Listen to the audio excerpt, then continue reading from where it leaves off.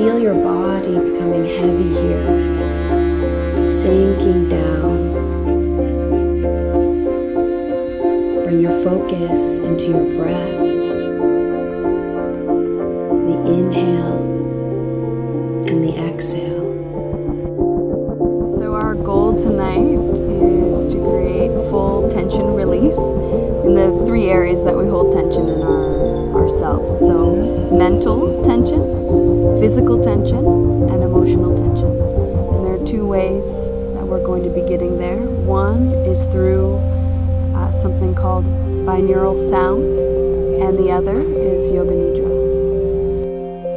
We're going to use binaural sound, which was discovered in the 19th century by a German physicist, which it essentially is using sound, different frequencies that are played on each one of your ears, which creates a very meditative effect and helps people to release stress and get deeper into meditation.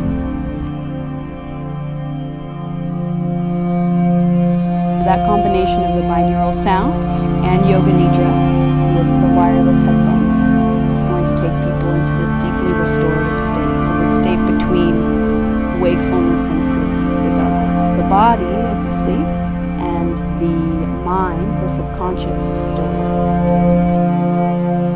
Light radiates through